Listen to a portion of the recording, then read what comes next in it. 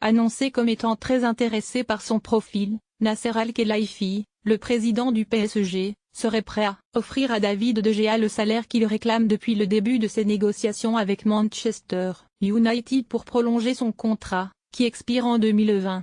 Les Red Devils ont fait le point sur la situation de leur portier espagnol. David De Gea n'est pas à vendre. Gianluigi Buffon a une option pour prolonger d'1 an, mais tout le monde sait que le PSG cherche un gardien sûr. La durée et que De Gea s'est effectivement mis sur le marché. Ses agents ont été très clairs avec Manchester United, ils ont un club acheteur qui est prêt à lui donner le salaire que Mur refuse de lui donner pour qu'il y reste. La pression a été mise en ce sens, et Manchester United a clairement dit non. Je pense que c'est une erreur, quand on voit le prix que valent les gardiens désormais, ce serait une erreur de ne pas faire un effort. Une fausse économie pour ensuite payer plus cher pour un autre gardien, a récemment expliqué Yann Milkagari, consultant pour l'émission spécialisée The Transfer Window.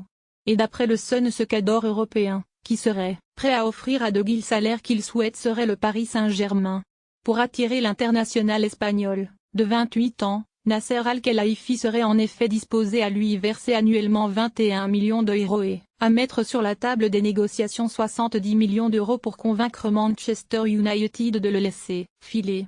Mais d'après les informations du Times, Ole Gunnar Solskjaer compte sur De Gea pour la saison prochaine et fera tout pour le convaincre de rester, comme l'assure une source proche du vestiaire de l'actuel 6e de Premier League.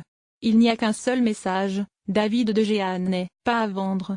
Il sera encore un joueur de Manchester United de la saison prochaine, rapporte le quotidien britannique. Cependant, en cas de non-qualification de Manchester United en Ligue des Champions, il sera difficile de convaincre le gardien espagnol de rester, lui qui a fait de la coupe aux grandes oreilles l'une de ses priorités. Affaire à suivre donc.